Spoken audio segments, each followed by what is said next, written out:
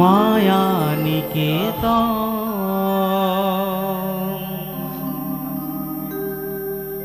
শুধুই আশার এই মানুষের জীবন, এই সংসার, এই সন্তান ছুটে চলে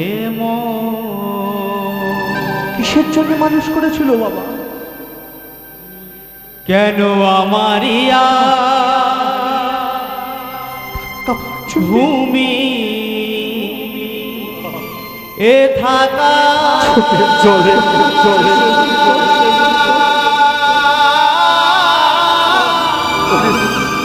বাবা শুনুন, তাহলে যদি আপনাদের শোনার ক্ষমতা থাকে যে বাস্তব কতটা শক্ত, বাস্তব কতটা কঠিন, শুনুন তাহলে বুকে হাত দিয়ে।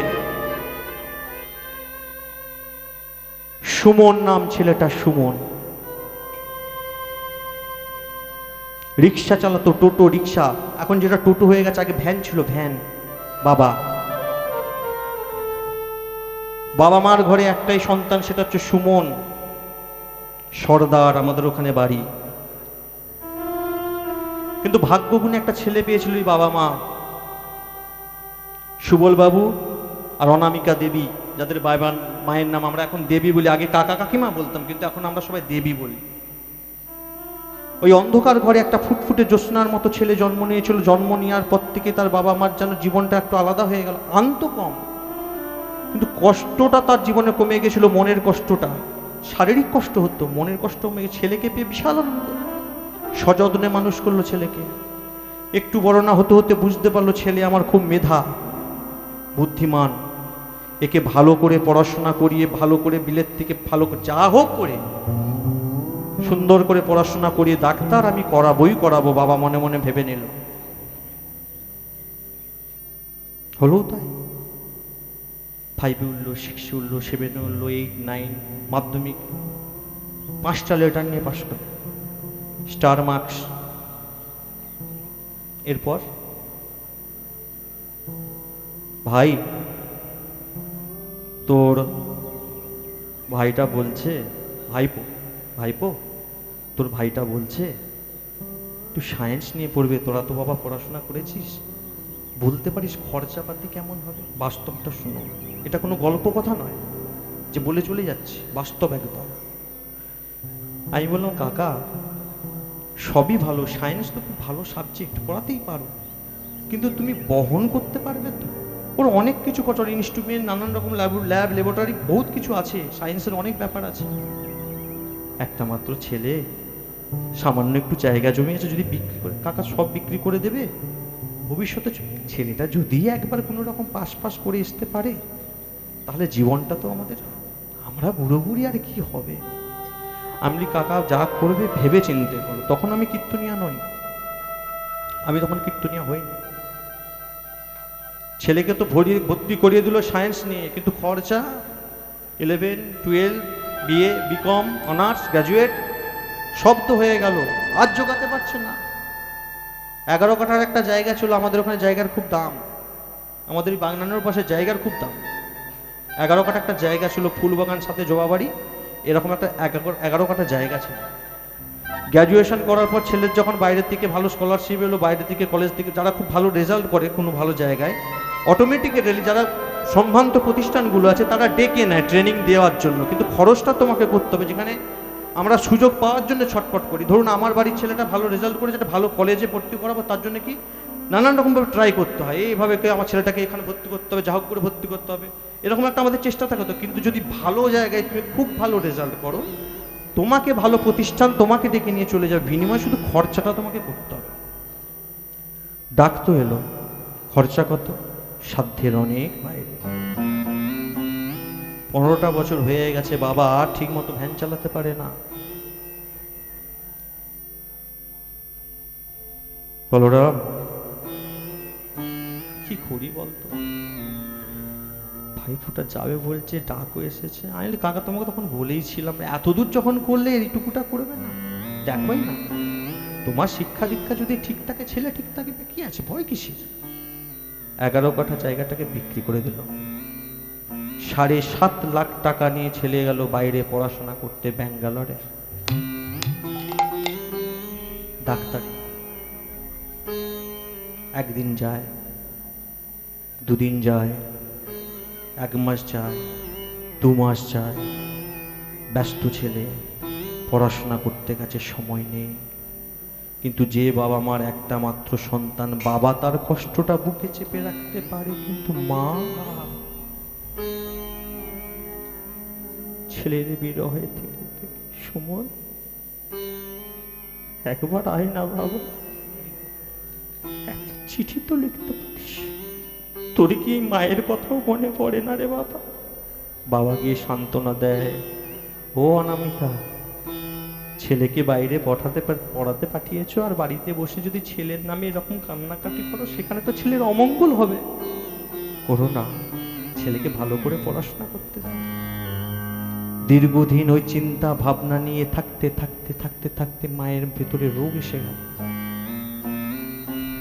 দুটো বছর কেটে গেল, ছেলের কোনো খবর নেই। আমার কাছে গিয়ে বলছে, রে বলো, বলাই, আমার ডাক নাম বলাই, দেখ না রে, তোর ভাইটা 2 বছর হয়ে গেল, একটা খবর দিচ্ছে না, একবার একটু দেখ না।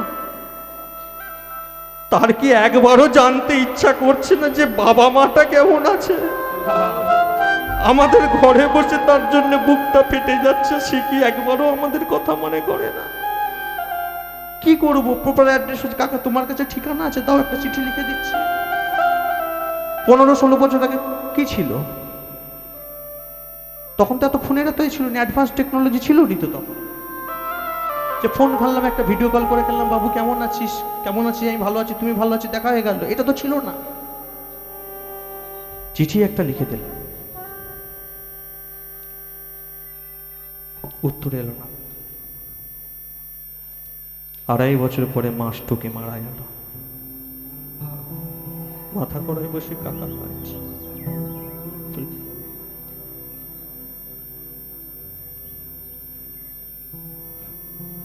আরে বাবা, তুই এত নিষ্ঠুর, মুখে আগুনটা দেওয়ার জন্য তোর ভাগ্য আমার হলো না। মোর হতভাগী। ঠিক আছে, বারবার করে বারণ করেছিলাম, ছেলেকে কাছছাড়া করিস না, ছেলেকে কাছছাড়া করিস না, তখন শুনতে পেলি না আমার কথা। মোর এখন যা, ভূতে ঘুর, যা। ভালো হয়েছে, চ বাবা, শ্মশানে নিয়েছো, যা, ওকে পুড়িয়ে দে, যা। এক ভরসা ছিল সন্তান বাবার, স্ত্রী তবু লাঠির মতো ছিল, অসুস্থ লাঠির মতো তো ছিল, সেও মরে গেল। আর ভ্যান চালাতে পারে না বাবা, ঘরে গুমড়ে গুমড়ে কাঁদছে সুমন বাবা।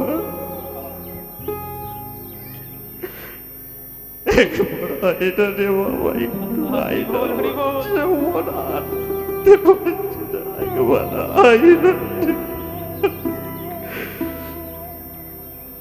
কে শুনবে কার কথা? কে আছে? এ জগৎ বড় নিষ্ঠুর জগৎ, কেউ তো শোনার মতো নেই। তার আর চালাতে পারলো না, আর খেতে পাই না বাবা রে।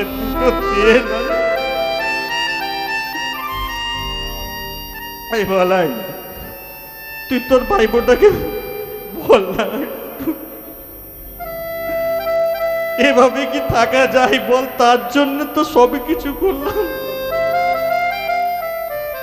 পাড়ায় একজনেরই একটা ফোন ছিল, কোনো ক্রমে আমরা একটা নাম্বার জোগাড় করেছিলাম। ফোন করে জিজ্ঞাসা করছি, হ্যাঁ রে সুমন, কেমন আছিস? আপনি কে বলছেন? তোর পাড়া থেকে বলছি, তোর বলাই কাকা। বলাই কাকা? আরে যে মানুষ তার বাবা মাকে ভুলে গেছে, সে তার প্রতিবেশীকে মনে রাখতে পারে? আমি কোনো বলাই ফলাইকে চিনি না। শুনুন, আজকে আমার এঙ্গেজমেন্ট, পরের সপ্তাহে আমার বিয়ে। আমি ওসব কিছু জানি না। আমি খুব ব্যস্ত আছি, আমাকে এখন মেডিকেলে যেতে হবে। আপনি ফোনটা রেখে দিন, আর ভবিষ্যতে ফোন করবেন না।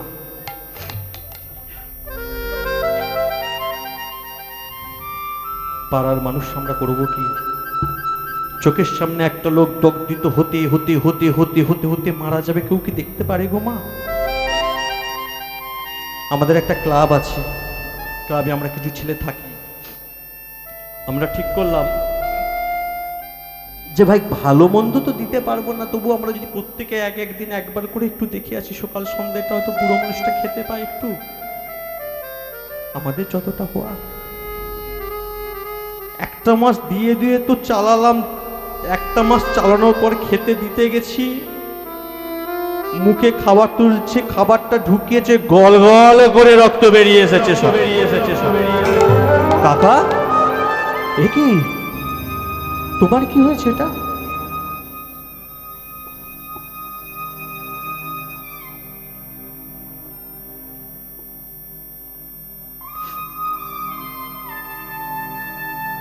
কি বলবো তোকে? তুই বারবার বারণ করেছিস,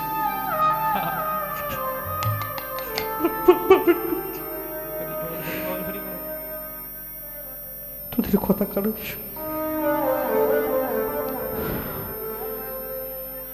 তোর ভাইপো যেদিন বাইরে গেল, আমার সেদিনকে একটা রোগ ধরা পড়েছিল, পেটে ক্যান্সার। আমি জানি 2-3 বছর পর চলে আসবে, ছেলে ডাক্তার হলে আমি সুস্থ হয়েছি। আর তো সে এলো না। বলাই একটা কাজ করতে পারবি বাবা, যেমন ভাবে তোরা আমার শেষ কষ্টে দেখাশোনা করলে, আমি মরে গেলে আমার মুখে আগুনটা একটু দিবি বাবা। কাকা তোমার চাই না রে। আর আমার কোনো সন্তান নেই এ জগতে, আর কোনো সন্তান আমার আছে আমার জানা নেই রে। আর চাই না। আমরা দেখবো কি করে? 6টা মাস টেনেছিলাম, 6টা মাস টেনে কোনো রকম চিকিৎসা চালাচ্ছিলাম, কিন্তু ক্যান্সারের খরচা কোথা দিয়ে জোগাবো?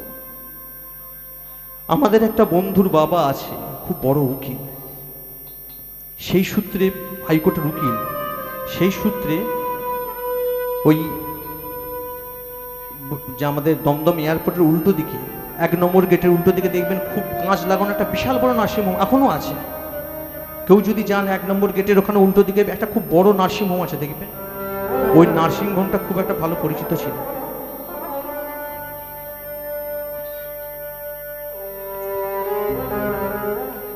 ওই পরিচিত একটা সূত্র নিয়ে আমরা গেলাম ওই নার্সিংহোম,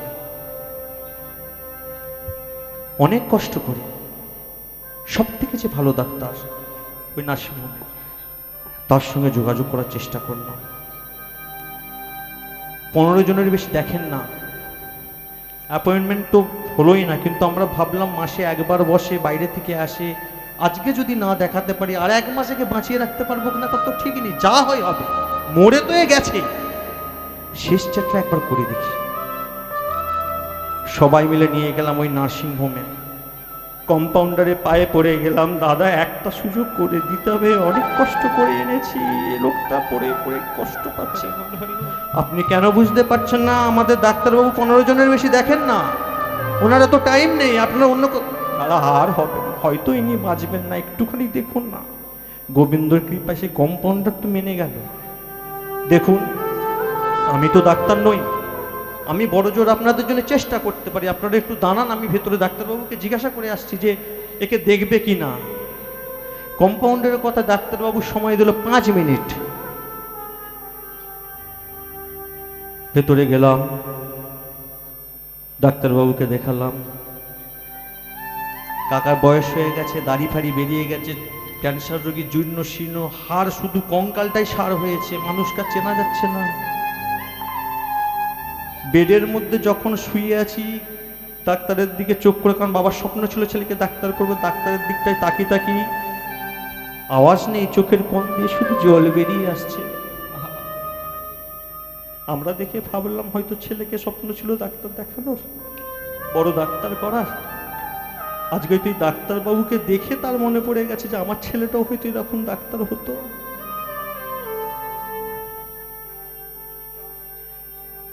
ভাগ্যের পরিহাস ছাড়া নারী তুলেছে। ডাক্তারবাবু বলছে, আরে আপনারা কোথায় ছিলেন? He is the already dead, মানে অলরেডি সে মারা গেছে, একে দরকার নেই, এ 2-4 মিনিটের মধ্যেই মারা যাবে, বেকার যান বাড়িতে যান। এনার কি শেষ ইচ্ছা আছে জিজ্ঞাসা করুন, ভগবানকে ডাকুন, নাম ফাম শোনান, চলে যান, বাড়ি নিয়ে চলে যান।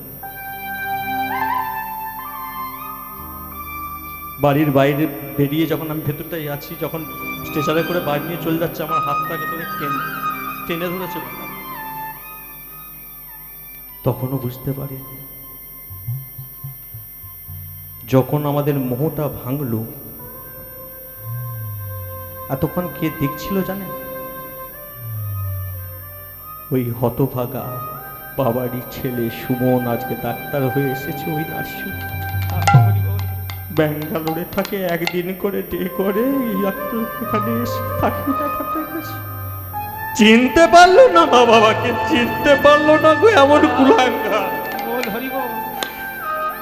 আর বাবা থাকতে পারেনি, হাউ মাউ করে যখন একবার বলার চেষ্টা করলো সুমন, যেই বলেছে সুমন, সুমন একবার ঘুরে তাকিয়ে, কে? যতই খারাপ হোক বাবার এক টানের একটা ছেলের প্রতি তো থাকবেই। কে? আচ্ছা আপনাকে খুব চেনা চেনা লাগছে, আপনি কে বলুন তো? না আমি ডক্টর সুমন সর্দার। যেই বলেছে সুমন সর্দার, আমাদের গা হাত পা থরথর করছে। এই সেই সুমন। আপনি?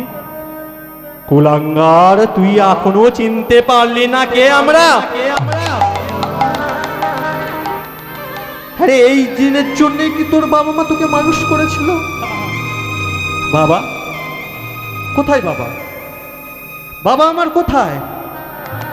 ছি ছি ছি, লজ্জাও পায় না।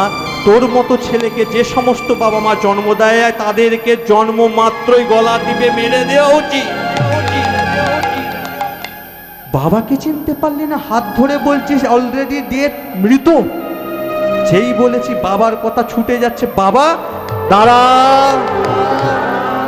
দরকার নেই, দরকার নেই তোর মতো ছেলের। এই লোকটা বলে গেছে আমাদেরকে তোর হাতের আগুন নেবে না। মরে গেছে বললি তো, পকেটে আমরা পয়সা এনেছি, আছে এখনো কিছুটা, তোর ফিস দিয়ে যাব। যার পরে যে পথেই যে নিমতলা শ্মশান পড়ে, ওই শ্মশানে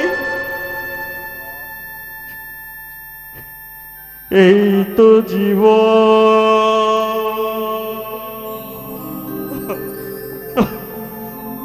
মায়া নিকেতন,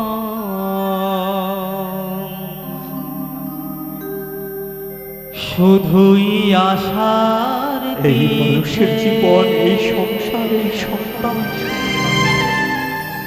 ছুটে চলে কিসের জন্য মানুষ করেছিল বাবা? কেন আমারিয়া ভূমি এ থাকা চলে চলে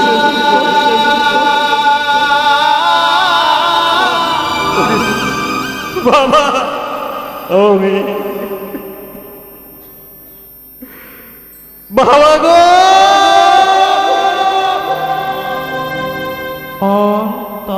বাহিরে একা আমি অন্তরে, এই বাস্তব, এই আমাদের জীবন। তুমি আছো জানি, ভেবে দেখুন কি হচ্ছে। ও গো মোর স্বামী, ও তুমি আছো চেনা, এই মানুষটাকে চেনা, এই মূর্তিটাকে চেনা। অনেক দেরি হয়ে যাবে না হলে। ও গো মোর স্বামী, হরি বল, তুমি আছো জানি।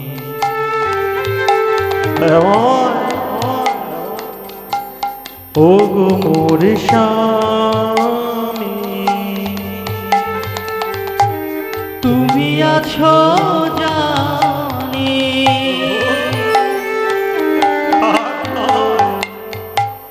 ও গো মোর স্বামী, তবু নিঃসঙ্গ জীবন কেটে যায়।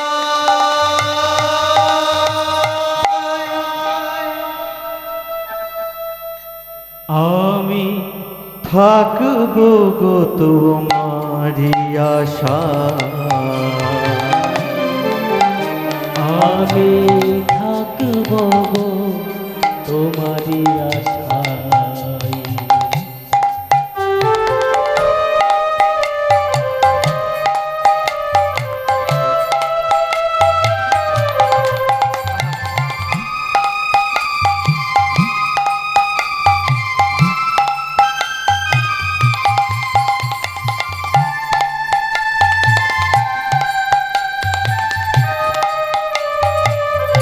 মানুষকে শেখানোর সময় বেশি নেই, যতদিন ছোট আছে ছেলেকে ভালো করে শেখা। ওই গোবিন্দকে তুমি যে অগতির গতি, তুমি যে অকুলের পতি, তুমি যে অগতির গতি, তুমি যে অকুলের পতি, তুমি যে অগতির গতি, আর কেউ নেই। তুমি যে অকুলের পতি, তুমি যে অগতির গতি, তুমি যে অকুলের পতি। আমি তোমারি চরণ কানা,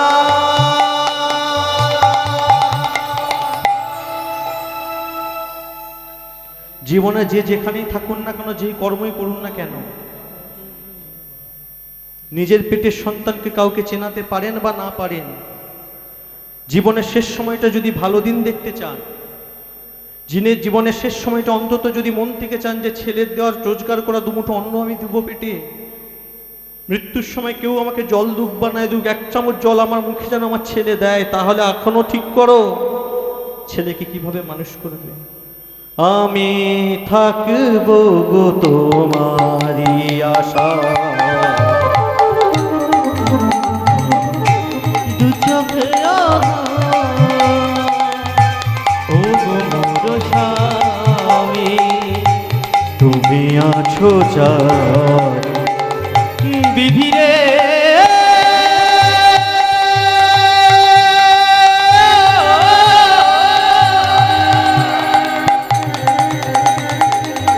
একবার সবাই প্রেম সে বলুন নিতাই গৌর হরি বল হরি বল হরি বল। বিধিরে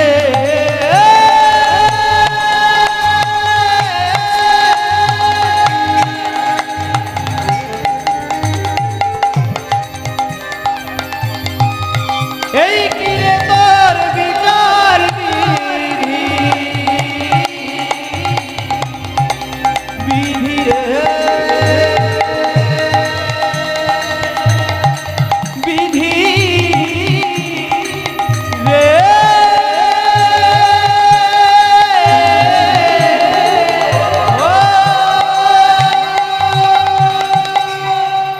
এই কথা মনে করতে করতে আপনাদের পরের দিন সকালেই চলে গেল একটা গাভী কিনতে। আচ্ছা আপনাদের কি ভালো লাগছে না ভালো লাগছে না? লীলা কি ছোট করে দিয়ে একটু নাচিয়ে দেবো? হ্যাঁ সবাই একমত তো? হরি বল হরি বল। না আপনারা ঠিক করে দিন, কারণ আমি একা মানুষ, সবার মন রাখা আমার পক্ষে সম্ভব নয়। আপনি যদি বলেন যে দাদা লীলা ছোট করে একটু নাচিয়ে দাও, আমি নাচিয়ে দিচ্ছি, আবার আপনারা বলছেন না হোক। আচ্ছা নাচাবো কজন একটু হাত তুলুন তো। লাস্টে তো নাচবে সবাই। আর লীলা কথা শুনবেন কজন একটু হাত তুলুন তো। দাদা ভোট বেশি পড়ে গেছে, আর কিছু করার নেই। এখানে আপনার কোনো ভোটই চলবে না, আপনি বিনা ভোটেই হেরে গেলেন। তাহলে আসুন দাদা ভাইয়েরও কথাটা, নাচ তো হবে, অবশ্যই হবে। হয়েছে,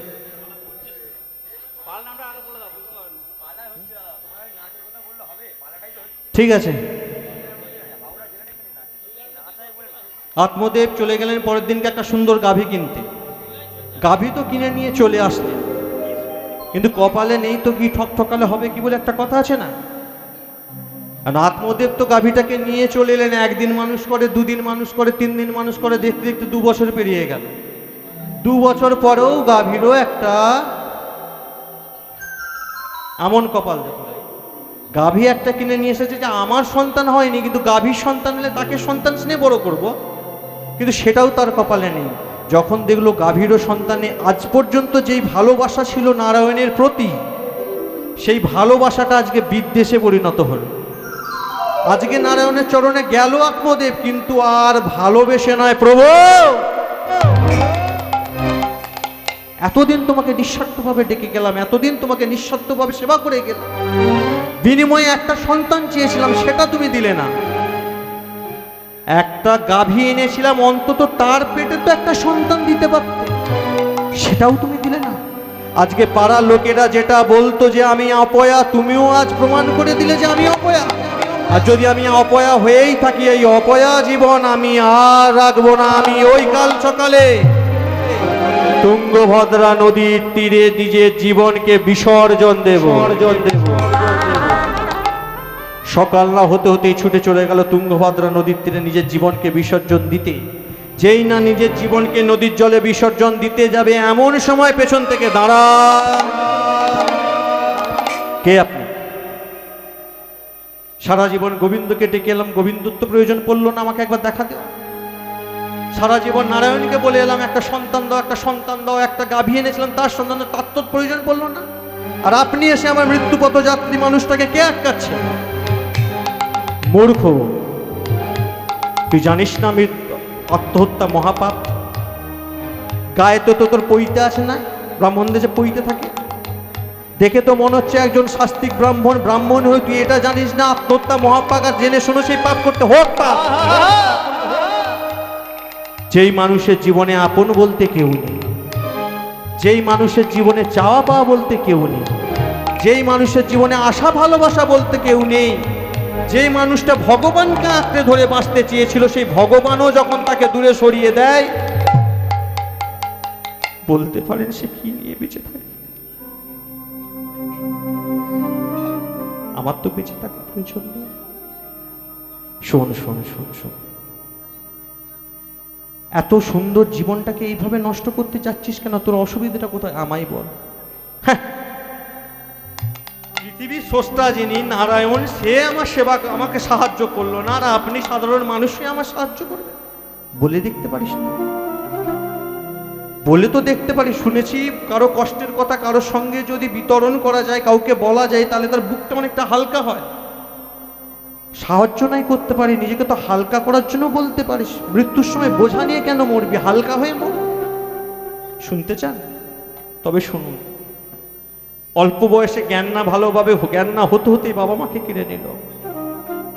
তবু আমি গোবিন্দকে নারায়ণকে কিচ্ছু বলিনি। লোকের বাড়ি খাবার চাইতে যেতাম, কুকুর ছাগলের মতো লাথি মেরে তাড়িয়ে দিত, তবুও নারায়ণকে কিচ্ছু বলিনি।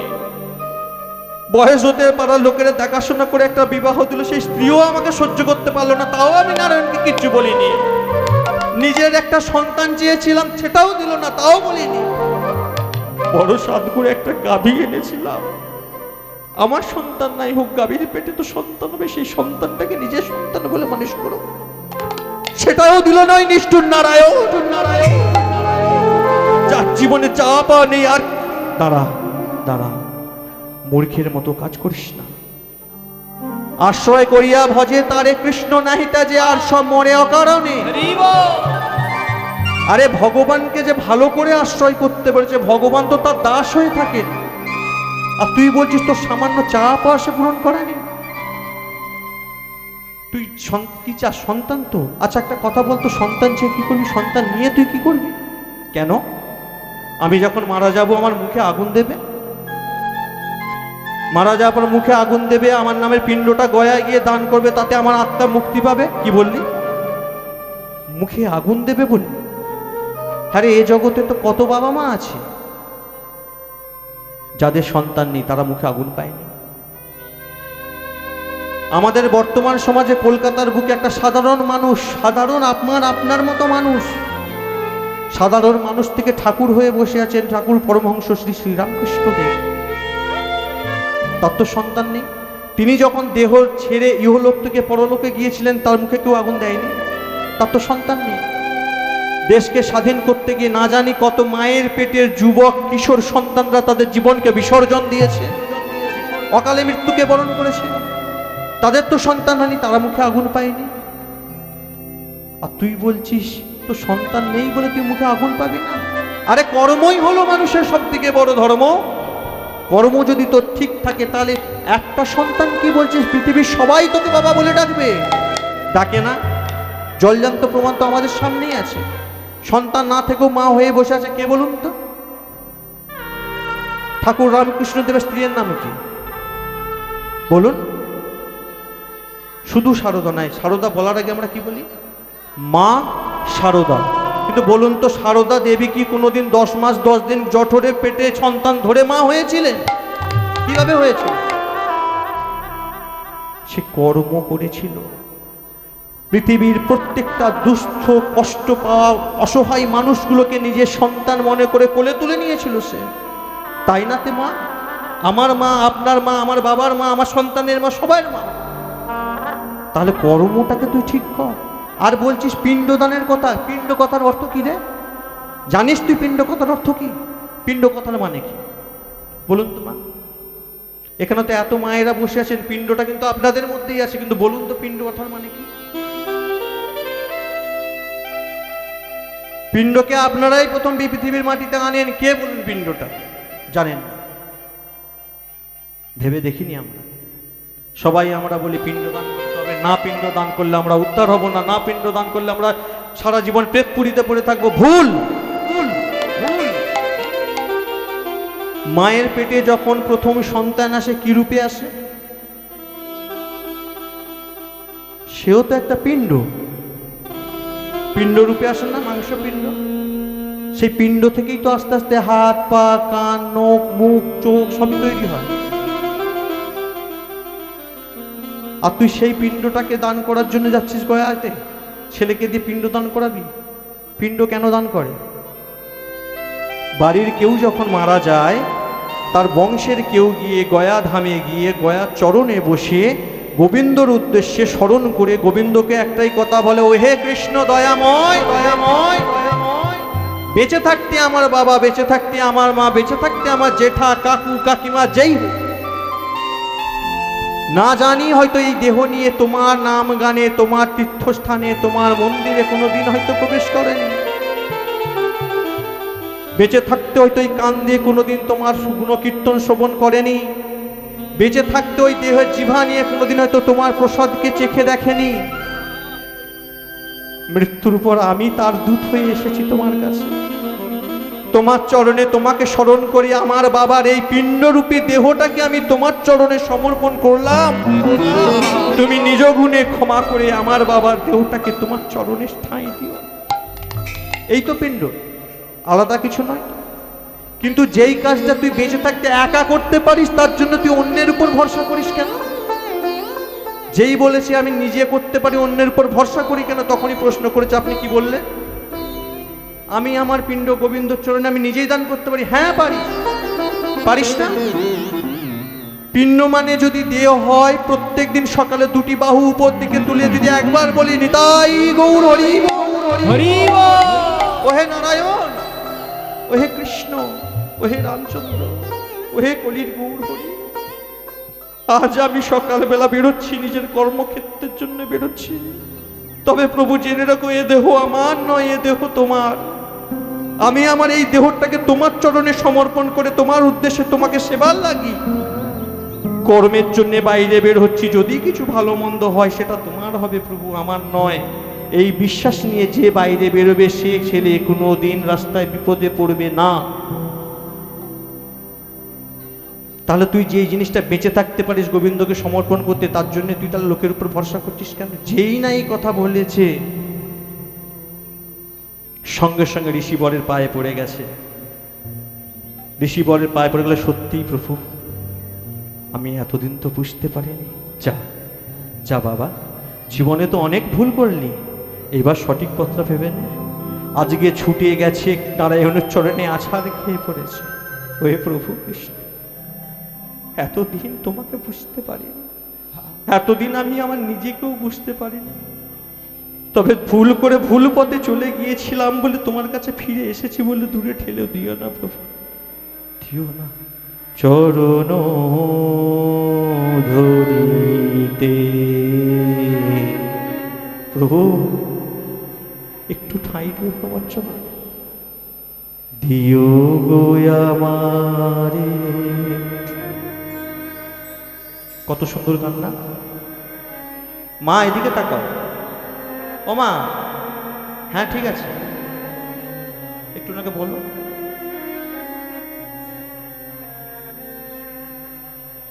হ্যাঁ ভালো করে বসো, ভালো করে বসো, কথা বলো। গানটা খুব সুন্দর গান তো, আমরা রেডিও শুনি, টেপে শুনি, মোবাইলে শুনি।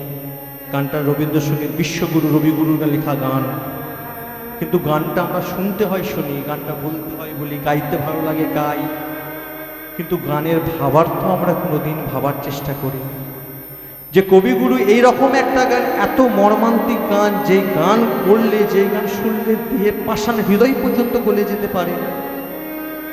কেন তিনি লিখলেন? কিসের জন্য লিখলেন? অনুতাপ। কবিগুরু জীবনে একসময় একটা ভুল করে ফেলেছিলেন। কথাটা বলা হয়তো মহা ভুল হবে, অনেকে হয়তো জানেন, আমিও বলতে চাই না, একটু আলাদা বিষয়। সেই ভুল শুধরে যখন গোবিন্দ চরণটাকে আঁকড়ে ধরেছিলেন, তিনি তখন কলম দিয়ে গানটায় লিখেছিলেন, প্রভু চরণ ধরিতে দিও গো আমারে, নিও না, নিও না সরায়। আমি আমার সব ভুল বুঝে এসেছি, তুমি অভিমান করে তোমার পা দুটো যেন সরিয়ে নিও। জীবন মরণ সুখ দুঃখ তব বুকে ধরেছ জড়ায়ে। সবই তো নিয়েছ, আমাকে একটু ঠাঁই দাও। চরণ ধরে দিও গো আমারে, ঠাঁই দাও, নিও না, নিও না সরায়। সমস্ত কালিমা ক্ষমা করো, সমস্ত ভুল ক্ষমা করো, নিজের সন্তান মনে করো। স্খলিত শিথিল কামনার ভাব বহিয়া বহিয়া